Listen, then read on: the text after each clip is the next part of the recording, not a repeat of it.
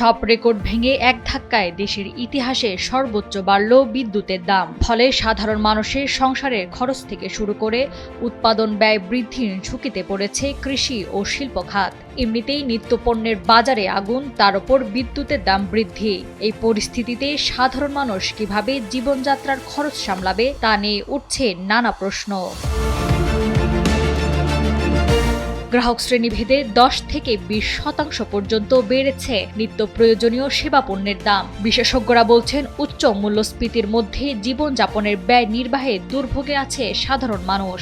এমন পরিস্থিতিতে নতুন করে গ্রাহক পর্যায়ে বিদ্যুতের দাম বাড়ানোয় তাদের জীবন সংগ্রাম আরও কঠিন হয়ে উঠবে। এদিকে আবাসিক গ্রাহকদের বিদ্যুতের দাম 50 ইউনিট পর্যন্ত 35 টাকার মতো বেড়ে যাবে।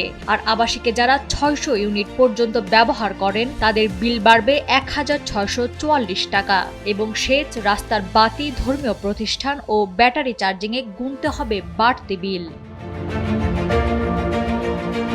সাধারণ মানুষের উপর এই দাম বৃদ্ধির প্রভাব নিয়ে কথা বলেছেন জ্বালানি বিশেষজ্ঞ অধ্যাপক এম তামিম। তিনি বলেন, বিদ্যুতের মূল্য বৃদ্ধির সবচেয়ে বড় ধাক্কা লাগবে নিম্ন আয়ের ও কম বিদ্যুৎ ব্যবহারকারী পরিবারগুলোর ওপর। সংশ্লিষ্টরা মনে করছেন, ভর্তুকির চাপ কমাতে গিয়ে এই দফায় জীবনযাত্রার ব্যয় যেভাবে বাড়ল তা সামাল দেওয়া সাধারণ ক্রেতাদের জন্য বেশ কঠিন হয়ে পড়বে।